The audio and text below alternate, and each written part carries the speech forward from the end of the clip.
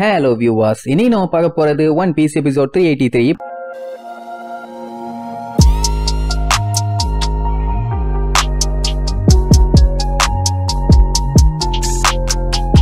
Open பண்ணா போன பாட்டுல நம்ம லீனாவோட அக்கா சயோவை சடால்னு கீழே ஒரு டோர் ஓபன் பண்ணி கடத்திட்டாங்கல்ல. தங்கச்சிக்காரி ஐயோ அக்கா அக்கான்னு சொல்லி கத்துன்னு எத்துவா. அவன் அந்த ரக்கவுண்டாகெல்லாம் கைய போட்டு கண்டமேனிக்கு பராண்டிட்டு கிடக்கும். அதுக்கப்புறம் தான் நம்மளுக்கு மேட்ரே தெரியுது இந்த ஷிப் மொத்தமுமே டிராப்னு. அதே நேரம் மேல இருக்க ஒரு பில்டிங்ல காட்டுறாங்க. அந்த சில்வர் ஃபாக்ஸ் எப்படியோ தப்பிச்சிட்டான். நிறைய தண்ணி குடிச்சிட்டான் போல. படுக போட்டு வைத்த போட்டு அமுக்கு அமுக்கி தள்ளுவாங்க. அவனும் புஸ்வான மாதிரி தண்ணியை விட்டுக்கிட்டே இருப்பான். இந்த வேலையை பண்ணது பூரா இந்த டோரனுங்கிற ஸ்பாய்லாண்டோட ஓனர். அதாவது சில்வர் ஃபாக்ஸ் பண்ண சொன்னதுமே இவன் தான். அவன் மேல இருந்து நம்மால எல்லாத்தையும் பார்த்துட்டு அம்மி பேசுங்க, இனிமேட்டு எதுவும் தப்பா பண்ண மாட்டாங்க, அவங்க ஜுவல்ல எப்படி ரெடி பண்றாங்கன்னு பொறுமையா வெயிட் பண்ணி பார்த்தாலே போதும், எல்லா பஞ்சாயத்தும் ஓவரும்பான். என்ன அந்த சயோ பிள்ளைய கடத்தி வச்சிட்டான்ல, அந்த ஒரு தைரியம். இங்க இந்த குட்டி பொண்ணு லீனா நோட் புக்க புரட்டி பாப்பா. அவளுக்கு அதுல ஒன்னும் புரியாது. அந்த எக்ஸ்மார்க்கு இங்க இருக்குன்னு சொல்லி தான் இவ்வளவு தூரம் வந்தாங்க. ஆனா இவங்க இந்த ஸ்பாய்லாண்ட்ல எல்லா இடமும் தேடி பார்த்த வரைக்கும் எங்கேயுமே அவ்வளவு பெரிய எக்ஸ்மார்க் இல்லவே இல்ல. இப்ப இதை எப்படி சால்வ் பண்றதுன்னு அவளுக்கே ஒன்னும் புரியல. அவளுக்கு தெரிஞ்ச வரைக்கும் இந்த புக்ல இருக்கிறது பூரா போய். ஏன்னா அவங்க அப்பாவை தான் அவளுக்கு சுத்தமா பிடிக்காது. இப்ப அவ அக்கா வேற கடத்திட்டாங்கல்ல. நினைச்சு அப்படியே ஃபீல் பண்ணி டே லூஃபி எங்க அக்கா சயோவை காப்பாத்துடா ப்ளீச்சும்பா. அவன் எந்த ஒரு ரியாக்ஷனும் கொடுக்காம இழிச்சுக்கிட்டே கண்டிப்பா பண்ணிடலாம் அப்படின்னு கேஷுவலா சொல்லுவான். அவ இதெல்லாம் எதிர்பார்க்கவே இல்ல. என்னப்பா நிஜமாவே எனக்கு ஹெல்ப் பண்றியா, உண்மையை சொல்லுன்னு அழுத்தி கேப்பா. அட எனக்கு அந்த ஜுவல் பண்றத பாக்கணும்னு ஆசையா இருக்குதும்பா. ஆனா அந்த குட்டி பொண்ணை பொறுத்த வரைக்கும் இந்த புக்ல இருக்கிறது எல்லாமே போய். இதை நம்பியா நீ இறங்குறான்னு கேப்பா. அதெல்லாம் ஒன்னும் பஞ்சாயத்துல காப்பாத்திக்கலாங்கிற மாதிரி சொல்லுவான். ஆனா எப்படி முடியும், ஏதாச்சும் எக்கு தப்பா பண்ணாதான் சயோவை ஏதாச்சும் பண்ணிடுவாங்களே. சரி அப்ப என்ன பண்ணலான்ட்டு லூஃபி கிட்ட கேட்டா அவன் கேஷுவலா நம்ம இந்த ஷிப்பை பேசாம அழிச்சிடலாமா. ஏன்னா இதுல தானே அவளை கடத்தி வச்சிருக்காங்க. இவன் இப்படி சொன்னா கேட்டுட்டு எல்லாருமே பதறுவாங்க. அடே இந்த ஐலாண்ட் அழிக்கணுமான்னு. நம்மளுகளே பதறாங்கன்னா இந்த ஐலாண்டோட ஓனர் டோரனுக்கு எப்படி இருக்கும். அட சண்டால பயல்களா எப்படா இப்படி எல்லாம் யோசிக்கிறீங்கன்னு கத்திட்டு கிடப்பான். லூஃபியை பொறுத்த வரைக்கும் இப்ப இந்த ஐலாண்டை உடைச்சாதான் ரெண்டு விஷயத்த கண்டுபிடிக்க முடியும். ஒன்னு சயோ, இன்னொன்னு அந்த எக்ஸ்மார்க். ஆமா இவங்க இந்த இடத்துக்கு மேல ஃபுல்லா தேடி பார்த்துட்டாங்க. இனி உடைச்சிட்டு உள்ள பார்த்தா தானே தெரியும் எங்கேயாச்சும் அந்த எக்ஸ்மார்க் மறைஞ்சிருக்கான்னு. அப்படி உடைச்சிட்டு பார்த்தாதான் நமக்கும் கொஞ்சம் ஈஸியா இருக்கும். உடனே ஜோரோ ஆளா வந்து நிப்பான். வாங்க சட்டை புட்டுன்னு வேலைய ஆரம்பிப்போன்னு. ஏன்னா இப்படியே பேசிக்கிட்டே இருந்தா டைம் தான் வேஸ்ட் ஆகும். சட்டை புட்டுன்னு அடிச்சு நோருக்குனாதான் வேலை நடக்கும்பா. நமி எல்லாம் கழுவி ஊத்துவா. பின்ன இவ்வளவு அழகான இடத்தை உடனே உடைக்கணும்னு வந்து நிக்கிறான்ல, கண்டிப்பா இவனுக்கு டேஸ்ட்னு ஒண்ணு சுத்தமா கிடையவே கிடையாதுன்னு. சஞ்சய்க்குமே அந்த மீசக்காரனை பார்க்கும்போது கொஞ்சம் காண்டாதான் இருந்துச்சாமா. ரோபின் எனக்கும் இந்த ஐலாண்டு முங்குறதுல எந்த ஒரு கவலையும் இல்லம்பா. நமி ஏன் ரோபின் நீயும் இப்படி இருக்க, நீயாச்சும் அவங்கள ஸ்டாப் பண்ணுவேன்னு பார்த்தா நீயும் அவங்களுக்கு சப்போர்ட் பண்றியாம்பா. மொத்தத்துல நமிக்கு இப்படி ஒரு அழகான ஐலாண்ட் அழிக்கிறதுல சுத்தமா இன்ட்ரெஸ்டே இல்ல. பட் கேப்டன் ஒரு ஆர்டர் போட்டாருன்னா அதை பண்ணித்தானே ஆகணும். லூஃபி என்ன பண்ணிடுவான், பிராங்கி கிட்ட சொல்லி ஃபர்ஸ்ட் அவங்க கப்பலை சேஃப்டி பண்ண சொல்லுவான். ஏன்னா இந்த இடமே இன்னும் கொஞ்ச நேரத்துல சின்ன பின்னமாக போகுது, கப்பலுக்கு எந்த சேதாரமும் இருக்க கூடாது. அதை எடுக்கிறதுக்காக வேகமா ஓடிடுவான். நமி தலைய தொங்க போட்டுட்டு அப்ப இந்த ரெசார்ட் இதோட ஓவரா, இதுக்கப்புறம் எல்லாமே முடிஞ்சதான்னு ஃபீல் பண்ணுவான். லூஃபி சந்தோஷமா ஷிப் அடிச்சு நொறுக்குங்களேன்னு ஒரு வார்த்தை தான் சொல்லுவான்.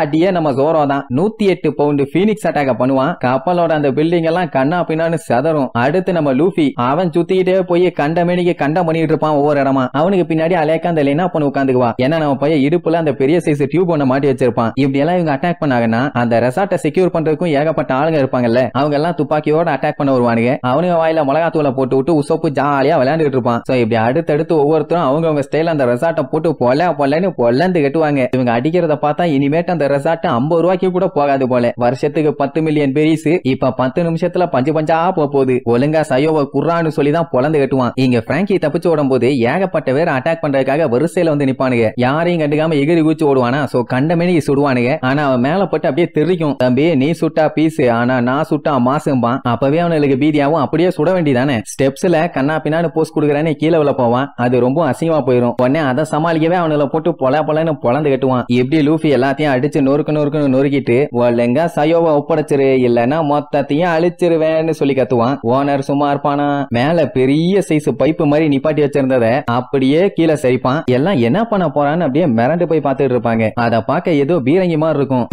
தண்டி அத உசோப்பெல்லாம் சிம்னின்னு நினைச்சிட்டு இருந்தான். கடைசியில பார்த்தா அது பெரிய சைஸ் கெனானு. அந்த கெனானுக்கு ஆப்போசிட்ல கரெக்டா சயோவை அப்படியே மேல தூக்கி நிப்பாட்டுவான். அவ்வளவு பெரிய கெனானு தம்மா குண்டு பொண்ணு சுட்டானா அவ்வளவுதான், ஒரு சின்ன துணி கூட மிஞ்சாது. அவ அவ்வளவு பெரிய கெனான பார்த்தவன பதறி அடிச்சு கத்த ஆரம்பிப்பாளா. இங்க நம்மளுக்கு கொலை காண்டாவும். பின்ன ஒரு சின்ன பொண்ண ஹாஸ்டேஜா புடிச்சு பிடிச்சு வச்சு மிரட்டிட்டு இருக்கான்ல, அந்த டோரை நாங்க சுடுற இடத்துல உட்காந்துட்டு எவ்வளவு தைரியம் இருந்தா என்னோட ஸ்பாய்லாண்டியா அடிச்சு காலி பண்ணுவீங்க? இதோட விலை என்னன்னு தெரியுமாடா உங்களுக்கு? இத கட்டுறதுக்கு நான் பட்ட கஷ்டம் எனக்கு தான்டா தெரியும். ஒவ்வொருத்தன் காலையும் நக்கி நக்கியே என் நாக்கெல்லாம் புண்ணா போச்சுடா. அதனாலேயே உங்களை சும்மா விட மாட்டேன். ஃபர்ஸ்ட் ஒரு டெமோ காட்டுறேன்னு சொல்லி இந்த பீரங்கி அப்படியே மேல தூக்கி வச்சு சுட்டு காட்டுவான். ஒக்காமக்கா வேற லெவல்ல பவர். அத பார்த்துட்டு உசோப்பும் புருக்கும் ஆடி போயிருவானுங்க. மிச்சவங்க எல்லாத்துக்கும் கொல்ல காண்டாவும். அந்த மீசக்கார நாயி வேலைய காமிச்சிட்டான். இவனெல்லாம் பொல்லந்து கட்டணும்னு சுட்ட சத்தத்தை கேட்டதுக்கே அந்த புள்ள பயங்கரமா பீதி ஆயிருவா. இனி அடுத்தது உனக்குதான் சொல்லி கரெக்டா அவளுக்கு எய்ம் வைப்பான். லீனா வேண்டாம் வேண்டான்னு கதறு கதறுவான். இப்போதைக்கு அவனுக்கு தேவை அந்த நோட் புக்ல இருக்க பசில சால்வ் பண்ணணும். ஆனா நம்மளுக்கு பண்ண வேலையில இதுக்கப்புறம் நீங்க ஒண்ணு கிண்ட வேண்டாம். அந்த டைரியை மட்டும் ஒழுங்கா என் கையில கொடுத்துருங்க. அதுக்கப்புறம் வேணா நான் அவளை ரிலீஸ் பண்ணி விடுறேன். இல்லைன்னா ஷங்கு தான் நொங்கு தான். இத லினாவை பிடிச்சு வச்சுட்டு அவங்க அக்கா கிட்ட கேட்டா பரவாயில்ல. அவங்க அக்காவை பிடிச்சு வச்சுக்கிட்டு லினாட்ட கேட்டா அவளுக்கு தான் அவங்க அப்பாவை ஆல்ரெடி சுத்தமா பிடிக்காதே. நான் அந்த டைரியை இப்பவே தந்துடுறேன், என் அக்காவை விட்டுருன்னு சொல்லி யோசிக்காம சொல்லுவா. என்ன பொசுக்குன்னு டீலுக்கு ஓகே சொல்லிட்டான்னு அவனே ஷாக் ஆவான். அவங்க அக்கா சையோ வேண்டாம் குடுக்காதன்னு சொல்லி கத்திட்டு இருப்பான். ஏன்னா அவளை பொறுத்த வரைக்கும் அந்த நோட் புக்கோட சீக்ரெட் என்னன்னு கண்டுபிடிச்சு அவங்க அப்பாவோட ரிசர்ச்சை எப்படியாச்சும் முடிக்கணும். அதை நீ தான் பண்ணணும்னு நான் ஏன் பண்ணணும்பா? அவளுக்கு தான் அவங்க அப்பா மேல சுத்தமா நம்பிக்கையே இல்லையே. பட் சையோ இல்ல, நீ நம்ம அப்பாவை நம்பித்தான் ஆகணும். இத டேடி கஷ்டப்பட்டு பண்ண ரிசர்ச். இத கொண்டு போய் அந்த கேவலமானவங்கிட்ட கொடுத்தீங்கன்னா அவரு பட்ட கஷ்டமெல்லாம் வீணா போயிடும். அவரு உனக்காண்டிய நமக்காண்டிய இந்த வில்லேஜுக்காகவும் தான் எல்லாமே பண்ணாரு. அப்பாவோட கனவு மட்டும் கெடுத்துறாத, அது ரொம்ப ரொம்ப முக்கியங்கிற மாதிரி சொல்லுவா. ஆனா அவளுக்கு அதுல சுத்தமா நம்பிக்கையே இல்ல. இல்ல நீ போய் சொல்ற, அவரு ஒரு சுயநலவாதி அப்படின்னு ஃபீல் பண்ணிட்டு அவங்க அப்பா பண்ண சேட்டைய பூரா சொல்லுவா. அதனாலதான் பிள்ளைக்கு அவங்க அப்பாவை கண்டாலே சுத்தமா பிடிக்கல. என்னன்னா அவரோட உலகத்திலேயே தான் எப்பவும் இருப்பாரு. இவங்களெல்லாம் சுத்தமா கண்டுக்கவே மாட்டாரு. அதுதான் பெரிய கடுப்பே. அட வேற ஒண்ணும் இல்ல, ஒரு நாள் அவரோட பர்த்டே காண்டி 2 பேரும் சேர்ந்து கேக்கெல்லாம் வளைச்சு ரெடி பண்ணி வச்சாங்க. கண்டிப்பா அவருக்கு பிடிக்கும் அப்படி இப்படின்னு. ஆனா நைட்டு வரைக்கும் மனுஷன் வீட்டுக்கே வரல. செம்ம காண்டாயிருச்சு. அக்கா காரி ஒன்னும் கோவப்படாத, வேற எதையோ கண்டுபிடிச்சிட்டாரு போல, அதனாலதான் இன்னைக்கு வரல, நீ ஒன்னும் ஃபீல் பண்ணாதன்னு சொன்னா நான் தூங்க போறேன்னு சொல்லிட்டு காண்டாய் அங்க இருந்து இறங்கி போயிருவா. அக்கா தான் அந்த கேக்க அப்படியே மூடி வச்சுட்டு போவா. அப்படியே கட் பண்ணா அடுத்த நாள் நைட் ஆகுது. அப்பதான் அவங்க டேடி வர்றாரு. எப்படி நேத்து பர்த்டேக்கு இன்னைக்கு வராரு. அவர் உள்ள வந்த சத்தத்தை கேட்டு லீனா முழிச்சிருவா. இவர் அந்த கேக்க வந்து பாத்துட்டு வாவ் எனக்காண்டி தான் அந்த கேக்க ரெடி பண்ணிருக்காங்களா, சூப்பர், நம்ம வேற மிஸ் பண்ணிட்டோமேனு பாத்துட்டு இருப்பாரு. லீனா வந்து பாத்துட்டு டேடி இப்பதான் வந்தீங்களான்னு சொல்லி அவன் கொண்டு வந்த பக்கெட்ட பாப்பா என்னத்தையும் நிரப்பி வச்சிருப்பான். அதுதான் 30 வருஷம் பழமையான சிக்கடா ஷெல்ஸ். இத அவரோட ரிசர்ச்சுக்கு யூஸ் பண்ணலாமாமா. பார்க்கும் போதே அப்படியே பல மின்னும். ஃபர்ஸ்ட் லீனா பாத்துட்டு வாவ் சூப்பர்னு சொல்லுவா. ஆனா நேத்து நைட்டு பர்த்டேக்கு வரல, அத சொல்லி காண்டான உடனே அதை அப்படியே சமாளிக்கிறதுக்காக வாவ் கேக்க பார்த்தாலே தெரியுது அது எந்த அளவுக்கு டேஸ்டா இருக்கும்னு, நான் இன்னைக்கு அதை சாப்பிடாம விட மாட்டேன்னு எடுத்து லபகன்னு திம்பாரு. ஐயோ வேணா, அது நேத்து உள்ள கேக்குன்னு எவ்வளவோ தடுக்க ட்ரை பண்ணுவான். ஆனா அவரு கேக்கா வாயில அள்ளி போட்டுருவாரு. சம்மர்ல ஒரு நாளைக்கு முன்னாடி உள்ள கேக்க எப்படி எடுத்து தின்னா எப்படி இருக்கும், உடனே தொண்டையை புடிச்சிட்டு அப்படியே அங்கேயே கவுந்துருவாரு. அப்புறம் என்ன ஹாஸ்பிட்டல் கூட்டு போய் படுக்க போட்டு ட்ரீட்மெண்ட் பாப்பாங்க. அண்டதா தின்னா இப்படித்தான். இப்படியே கொஞ்சம் கூட பொறுப்பே இல்லாத அப்பாவா இருந்தாருன்னா அவ பொண்ணுக்கு காண்டாக தானே செய்யும். அதனால அவரை பத்தி எனக்கு சுத்தமா கவலையே இல்ல. ஏன்னா அவரு இவளை கொஞ்சம் கூட மதிச்சதே இல்ல. ஏன் என்ன பத்தி ஒரு விஷயம் கூட அவருக்கு தெரியாது. நம்மளை பத்தி எல்லாம் அவர் யோசிக்கவே மாட்டாரு. நம்ம மட்டும் எதுக்காண்டி அவரோட ரிசர்ச்சை சக்சஸ் பண்ணி காட்டணும், தேவையே இல்லாம்பா. பூசோப்பெல்லாம் பார்த்துட்டு ஏமா சண்டை போற நேரமா இது, ஏதாச்சும் ஒரு முடிவுக்கு வாங்க அம்மா. லூஃபி பார்த்துட்டு கொஞ்சம் பொறுமையாரு, இதுதான் அவங்க பிரச்சனையாம்பா. அப்ப ரீனா கூப்பிட்டு நீ தப்பா புரிஞ்சுகிட்ட, நீ கோவத்துல போயிட்ட. ஆனா அவர் அன்னைக்கு என்ன சொன்னாரு தெரியுமா, அவ ஒரு கதையை சொல்லுவான். அந்த கேக்க சாப்பிட்டுட்டு உடம்பு சரியில்லாம ஹாஸ்பிட்டல்ல போய் படுத்தாருல, அப்ப அவரு ஃபீல் பண்ணிட்டே சொல்லுவாரு, எனக்காண்டி பர்த்டே பார்ட்டி எல்லாம் நீங்க ரெடி பண்ணிருக்கீங்க, ஆனா என்னாலதான் வர முடியாம போயிருச்சு, அது பெரிய தப்பு தான். ஆனா 30 வருஷம் பழைய சிக்கடா ஷெல்ஸ் கிடைக்கிறது ரொம்ப ரொம்ப அரிது. அதை வச்சுதான் ஜுவல்லையே உருவாக்கணும். அதை மட்டும் இப்ப விட்டாருன்னா மறுபடியும் அடுத்து 30 வருஷம் இதுக்காண்டி வெயிட் பண்ணணும். அதனாலதான் வேற வழி இல்லாம நான் போக வேண்டி இருந்துச்சேம்பாரா. சையவும் அப்படியான்னு சொல்லி கேட்பாளே தவிர அவ கோவப்பட மாட்டான். அவளுக்கு அவங்க அப்பாவை பத்தி நல்லாவே தெரியுது. ஆனா லீனா தான் இவன் மேல செம்ம கால இருக்கா. சையோ வந்து அவங்க அம்மா மாரியாமா, ரொம்பவும் பொறுமைசாலி. சோ நீ தான் உன் தங்கச்சி லீனாவை நல்லபடியா பாத்துக்கணும். கொஞ்சம் அப்படி இப்படின்னு இருந்தாலே அவன் அப்செட் ஆயிருவா. நான் மட்டும் பெர்ஃபெக்ட்டா ஜுவல்ல மட்டும் கண்டுபிடிச்சிட்டேன்னா கண்டிப்பா நம்ம எல்லாம் ஒன்னா சேர்ந்து பெரிய கேக்கா சாப்பிடலாம் பாரு. இது எல்லாத்தையுமே அந்த நுக்கியும் கூட இருந்து கேட்டுட்டே தான் இருந்திருக்கும். இப்படி அவங்க அக்கா அவங்க அப்பா எவ்வளவு இவங்க மேல பாசமா இருக்காங்கன்னு சொன்ன உடனே லீனாக்கே என்ன சொல்றதுன்னு தெரியல. அந்த நுக்கி அங்க இருந்தானே கேட்டுருந்துச்சு.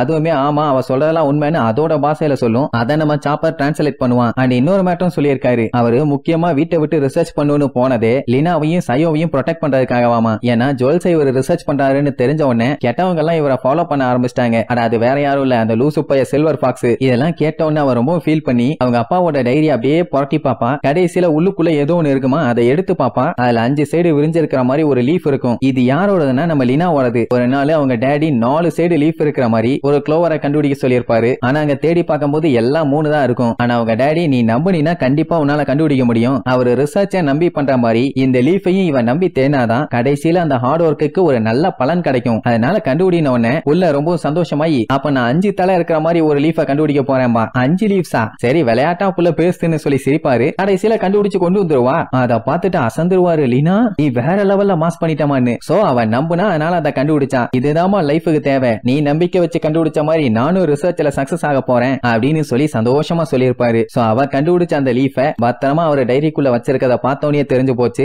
எந்த அளவுக்கு லீனா மேல பாசம் வச்சிருக்காருன்னு. உடனே அவ கதறி கதறி அழுது, இதுதான் என் டேடியோட கனவுன்னா கண்டிப்பா இது நிறைவேறியே ஆகணும் அப்படின்னு சொன்ன உடனே அவங்க அக்காக்கு செம ஹாப்பி. என் மைண்ட நான் மாத்திட்டேன். இந்த நோட் புக்கை இனிமேட்டு எவனுக்கும் நான் தர மாட்டேன்டாம்பா. அந்த வில்லப்பைய டோரனுக்கு தூக்கி வாரி போடும். என்ன உடனே பேச்ச மாத்திட்டான்னு. உடனே லூஃபி விழுந்து விழுந்து சிரிச்சுட்டு, மகனே இதுக்கப்புறம் உன்னைய எவனாலையும் காப்பாத்த முடியாது, இட்ஸ் ஷோ டைம் மேன் ஜாலியா சொல்ற. அதோட அந்த வில்லப்பயலுக்கு கொலை காண்டாயிரும். அந்த புக்கை கொடுத்தாதானே அவங்க அக்கா விடுவேன்னு சொன்னா, இப்ப என்ன வச்சே கேம் விளையாடுறீங்களா, இருங்க அவளை காலி பண்ணிடுறேன்னு சொல்லிட்டு சுட போவான். ரோபினே பொசுக்கு நாங்க கைய வர வச்சு அவனை அலேக்கா லாக் பண்ணிடுவா. அடுத்து உசோப்பு கார உருண்டைய வாயில அடிச்சு விடுவான். அதுவும் 1 அடிச்சாலே காரம் தாங்க முடியாது, இதுல 3 அடிச்சு விடுவான். அவளாதான் வாயி கண்ட வேணிக்கு ஏறியும் கதறிட்டு கிடப்பான். கத்த கூட முடியல. ரோபின் வாயை நல்லா லாக் பண்ணிட்டா. நமியும் சாப்பரும் சயோவை காப்பாத்துறதுக்காக வேகமா போய் பாப்பாங்க. அங்க போய் பார்த்தா அவன் சும்மா கையை கட்டி போடல, கூட்டு போட்டு கட்டி போட்டிருக்கான். ஐயோன்னு சொல்லி 2 பேரும் அங்க பதறிட்டு இருப்பாங்க. அதே நேரம் ஜோரோ அந்த பெரிய சைஸ் கெனான்ல கேஷுவலா நடந்து வருவானா. யாரா நீ திடீர்னு வர்ற, நீ இப்ப என்னடா பண்ண போறன்னு கேட்டா,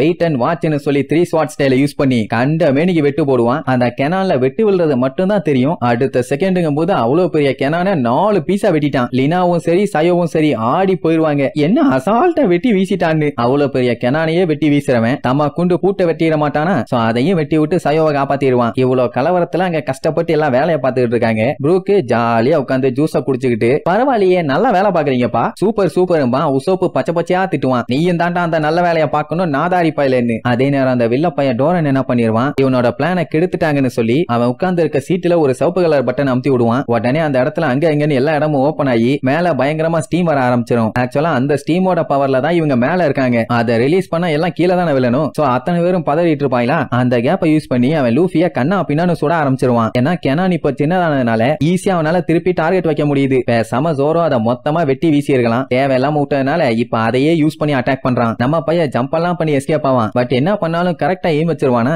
இதுக்கு மேல இவனை விட்டோம்னா நமக்கு தான் ஆபத்து. சோழிய முடிச்சலான்னு முடிவு பண்ணி டைரக்டா தேர்ட் கியருக்கு போயிருவான். நல்லா காத்த ஊதி காலை சும்மா பெரிய சைஸ்ல கொண்டு வருவான். அதை பார்த்துட்டு என்னென்னமோ பண்றானேன்னு பீதி ஆவான். இந்நேரத்துக்கு அவன் எல்லாம் விழுந்தடிச்சு பக்கத்து நாட்டையே ஓடி இருக்கணும். பயலுக்கு தெரியல அவர் எந்த அளவுக்கு இருக்கும்னு. லூஃபி ஜெயண்ட் டாக்ஸ்னு சொல்லி ஓங்கி ஒரே மிதி. அவ்வளவுதான் அப்படியே உடஞ்சி சப்பிக்கிட்டு போகும். கெனான தான் காலி பண்ணியாச்சேன்னு காலை எடுக்கலாம் மாட்டான். அப்படியே காலை உள்ள இறக்கிக்கிட்டே இருப்பான். இங்க உள்ளுக்குள்ளதான ஃபாக்ஸ் ஆளுகளை மாட்டிக்கிட்டு இருக்காங்க. அவங்க பாஸ் வேற மயக்கத்துல இருக்கானா. இப்ப எப்படியாச்சும் தப்பிச்சா சொல்லி செவனியா 4 இழுப்பு இழுப்பா. அதுக்கப்புறம் தான் எந்திரிச்சு பார்த்துட்டு, ஐயோ மொத்த பில்டிங் உடையதா, சீக்கிரமா இங்க இருந்து எஸ்கேப் ஆனுமா. அங்க இருக்க யாருக்குமே இங்க என்ன நடக்குதுன்னு ஒண்ணுமே தெரியல. நல்ல வேளை அந்த பில்டிங் உடைய பிராங்கி கரெக்டா கப்பலை வெளியே கொண்டு வந்துருவான். கொஞ்சம் லேட் பண்ணிருந்தா கண்டிப்பா இவங்க கப்பலும் டேமேஜ் ஆயிருக்கும். அவன் காலை வச்சு கண்ணா பின்னான்னு அடிச்சதுல அந்த மொத்த ஸ்பாய்லாண்டுமே 2ஆ பொளந்துருச்சு. ஜோரோ அங்க பச்சை பச்சையா திட்டுவான். ஏண்டா லூசு பையல, நாங்களும் இங்கதான்டா இருக்கோம், அதை மறந்து நீ பாட்டுக்கு ஒயிஸ்டத்துக்கு அடிச்சு நொறுக்கிட்டு இருக்க. இவன் அட்டூழியம் தாங்க முடியலன்னு சொல்லிட்டு சட்டால் அங்க இருந்து ஜம்ப் பண்ணிடுவாங்க. ஏன்னா அந்த இடமே மொத்தமா 2ஆ பொளந்து செறிஞ்சிட்டு இருக்குது இல்ல. லினா புள்ள லைவா லூஃபியோட அட்டாக பார்த்துட்டு, சூப்பர்ப்பா நீ வேற லெவல்ல மாஸ் காட்டிட்டேன்னு அவனை பாராட்டி தள்ளுவா. ஆனா லூஃபிய பார்த்தா இங்க தமா கூண்டு மாறி இருப்பான். தேர்ட் கியருக்கு போனாதான் இப்படி ஆயிடுவானே. சோ மேல இருந்து கத்திக்கிட்டே தண்ணிகளை வந்து பொத்துன்னு விழுவாங்க. சஞ்சி பார்த்துட்டு இவன் அட்டூழியம் தாங்க முடியலன்ட்டு உள்ள குச்சிருவான். ஏன்னா லூஃபிக்கு தான் தண்ணினா ஆகாதே, அவ வேற குட்டி பொண்ணு. லூஃபி காப்பாத்துவான்னு அவனை புடிச்சுக்குவா. அவனாலதான் நீந்த முடியாதே. 2 பேரும் அப்படியே தண்ணிக்குள்ள போவாங்க. அப்பதான் அந்த லினா புள்ள உன்னை நோட் பண்ணுவா. இந்த ஸ்பா ஐலாண்டுக்கு கீழே தான் அந்த பெரிய சைஸ் எக்ஸ் மார்க் ஒன்னு இருக்குது. இதத்தான் அவங்க டேடி அந்த மேப்ல போட்டிருந்தாரு. அண்ட் பக்கத்துல இருக்க ஒரு சிம்பிள், அதுதான் இந்த ஸ்பா ஐலாண்டோட சிம்பிள். சோ மிஸ்டியே கடைசியா சால்வ் பண்ணியாச்சு. அப்புறம் என்ன அடிச்சு புடிச்சு எல்லாம் கப்பலுக்கு வந்து சேர்ந்துருவாங்க. அந்த மொத்த ஸ்பா ஐலாண்டுமே அந்த இடத்துல ஸ்பாயில் ஆயிரும். அதுக்கப்புறம் அந்த இடத்த காட்டுறாங்க. கீழே ஒரு பெரிய எக்ஸ் மார்க் தெரியும். அட வேற ஒண்ணு இல்ல, கீழே ஒரு பெரிய வல்கனோ ஒண்ணு இருக்குது. அதத்தான் அவங்க டேடி மென்ஷன் பண்ணிருக்காரு. நமிக்கு சிரிப்பா வரும். ஆமா, அந்த டோரன் லூசு பைய தேடுற ட்ரெஷரே அவன் கெட்டி இருக்கிற ஸ்பா ஐலாண்டுக்கு கீழே தான் இருக்குது. அதுவே அவனுக்கு தெரியல. அந்த வல்கனோ தான் அந்த ட்ரெஷருக்கான ஒரே ஒரு கீ. இத சொல்லிட்டு இருக்கும் போதே கீழ இருந்து அப்படியே ஸ்டீம் கிளம்பி மேல அப்படியே கலர் கலரா ரெயின்போ மாதிரி ரவுண்டா வரும். எல்லாம் பார்த்துட்டு அசந்துருவாங்க.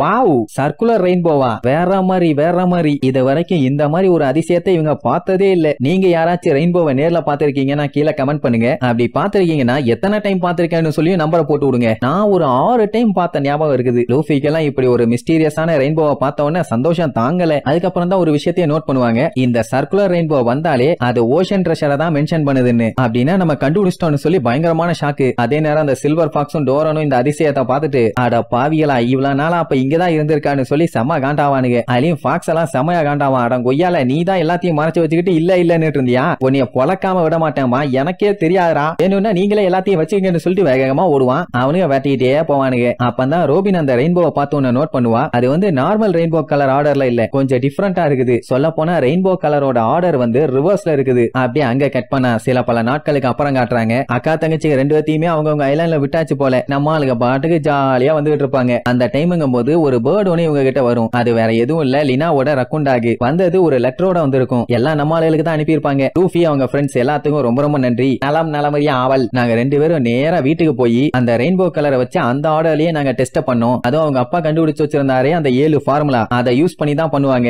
அப்படியே அந்த வேலையை பண்ணி முடிக்கும் போது கடைசியில ஒரு ஜுவல் ஒண்ணு உருவாயிருச்சு. அவ்வளவுதான், அக்காவுக்கும் தங்கச்சிக்கும் சந்தோஷம் தாங்க முடியல. நம்ம சாதிச்சிட்டோம்னு கரெக்டா அந்த டைம்னு பார்த்தா அவங்க அப்பா அங்க வந்துருவாரு. அவ்வளவுதான், செம ஹாப்பி. மொத்தத்துல குடும்பம் ஒண்ணு சேர்ந்துருச்சு. அண்ட் அது மட்டும் இல்லாம அவங்க கண்டுபிடிச்ச அந்த ஜுவல்லையுமே கொடுத்து அனுப்பியிருப்பாங்க. அதை கொண்டு வந்து லூஃபி கையில கொடுக்கலாமா, அது அத்தனை பேரும் ஆர்வமா பாத்துட்டு இருப்பாங்க. நமி எவ்வளவோ சொல்லுவா, அது ஒண்ணு விளையாட்டு பொருள் இல்லடா, கேர்ஃபுல்லா வையின்னு. இவங்க நல்ல நேரம் அந்த கேண்டி ரெயின் திடீர்னு அங்க வர ஆரம்பிச்சிரும். அது வந்ததுல சந்தோஷம் தான், ஆனா அது வந்து விழுந்ததுல லூஃபி கையில இருக்க அந்த ஜுவல்லு தெரிச்சிரும். கேண்டியும் அந்த ஜுவல்லும் கிட்டத்தட்ட ஒரே மாதிரி தான் இருக்குது. கேண்டி ரெயினே விழும்போது அந்த கேண்டிஸ்க்கு நடுவுல அந்த ஜுவல் எங்க இருக்குன்னு எப்படி கண்டுபிடிக்கிறது? உடனே நமி பேயா அனுப்பா, கண்டுபுடுறா பண்ணிப்பாலன்னு. அப்புறம் என்ன, கப்பலே ஒரே கலவரம் தான். அந்த டைமுங்கும் போது அந்த ரக்குண்டாக இழிச்சுக்கிட்டே அங்க இருந்து ஜாலியா பறந்து போறதோட இந்த எபிசோடுக்கு எண்டு கார்டு போட்டு முடிக்கிறாங்க.